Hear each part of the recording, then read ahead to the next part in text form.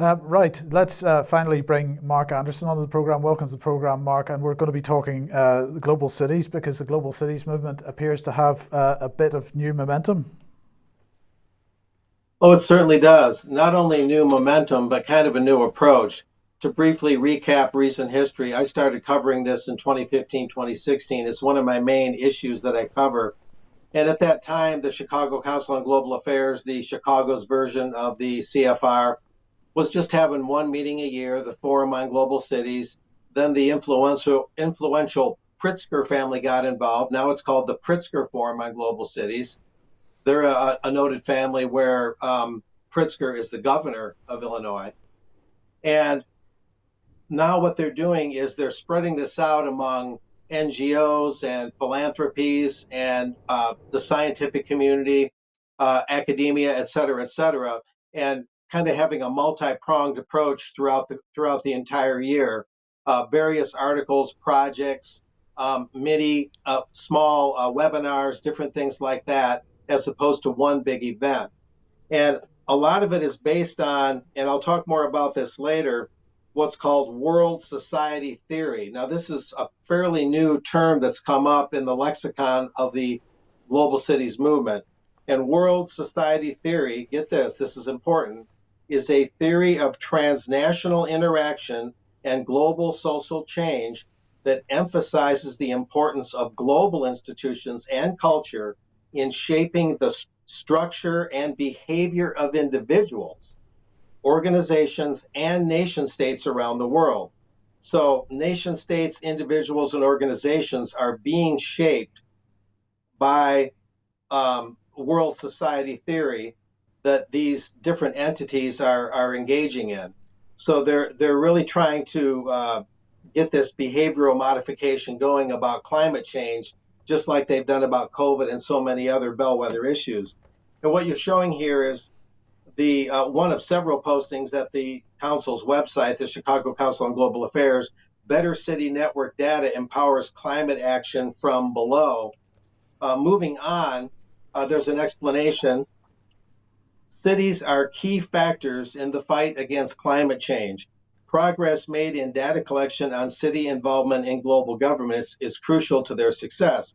As the annual United Nations Climate Change as the annual United Nations Climate Change Summit winds down in Egypt, amid shortcomings of multilateral diplomatic action and calls to attend to a deepening global environmental catastrophe, a group of international actors stands out again as against the grain: cities. The impact of cities in fighting climate change is becoming more visible and ever better documented as local leaders progressively step up their commitment to tackling one of the planet's deepest crises. Crucial to this story is progress over the past decade made in data collection on city involvement in global governance. And again, based on world society theory, where nation states are not in control but are being modified. And this is the basic rationale we're seeing here for the global cities worldview. I may not read all of these, we'll see. Cities are home, and again, the rationale why they want cities involved. Cities are home to over half the world's population, generate 2/3 of its economic output, and emit 3/4 of so-called global greenhouse gas emissions. Number two, urban areas in low and middle income countries are expanding and driving the world economy and job creation. Three, cities are a pivotal opportunity for a rapid transition, get that, into a sustainable low energy intensity development. Next, low carbon, climate resilient urbanization can limit unsustainable and inequitable development trajectories. Boy, talk about globalese language here. And winding up on this one, cities can accelerate and deepen climate action towards climate resilient development in the next few decades. The opportunity for effective, efficient, and rapid action in cities depends on accessible, actionable science at the city scale. You see, so the nation state is being elbowed out here, and I can elaborate on that theme more. Do you guys have any comments at this point or questions? Well, I'd say straight away, Mark, that I've got a section in the news coming up, and this dovetails in with it perfectly. As we often say to our audience, this is the first time I'm seeing your report on this subject. So let's see how this will, as I say, dovetail a little bit later in the news. Very interesting. Yeah, as we address this next slide here, I'll read a preliminary thing. The past 3 decades have seen the formation, and this is important too, of transnational municipal networks, or TMNs, or organized coalitions of local governments, you might call them, that enable cities to improve their individual capacity to address global challenges such as climate change. And these networks improve the capacity of member cities to decarbonize by providing greenhouse gas inventorying, software, and model climate policies. They do so in many diverse modes, from independently bridging across state borders as transnational municipal networks, but also as coalitions, either stated by multilateral organizations or philanthropies. So that was an outgrowth of what we've already seen so far. And what we're seeing here really is kind of an unlawful governance.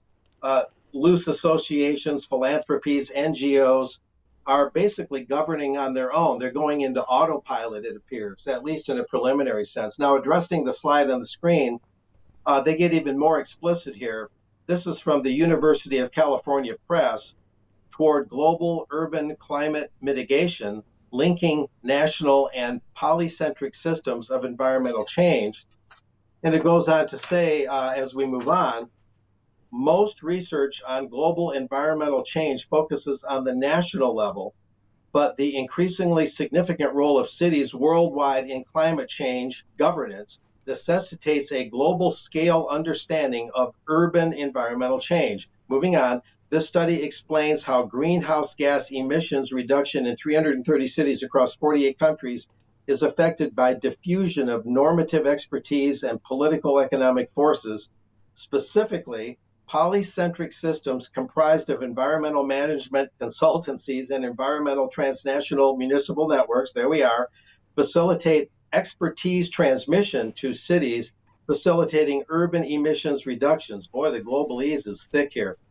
This expertise is diffused globally, this is important, in a normative process explicable by world society theory, there it is, but these polycentric systems bypass national governments in a direct global to local transmission of expertise. There's the key part. These findings advance world society theory, there it is again, beyond its traditional nation-state centric purview. You see, so the nation state is really being driven to the margins, and they've never been this explicit before. Do you guys have any comments at this point? I think David is interesting in some comment here. This is fascinating, Mark. Excellent analysis. I'm watching this locally in Scotland. So you're talking. This is not my opinion. Sorry, go ahead, David. You're talking about you've picked this up from American think tank, American families pushing this on a global scale. I'm seeing it in Scotland working out. Right, so we've just had this big move by the city of Edinburgh. It's all about 20-minute cities. It's all about keeping people from travelling and all the rest of it. They had a consultation with the people of Edinburgh.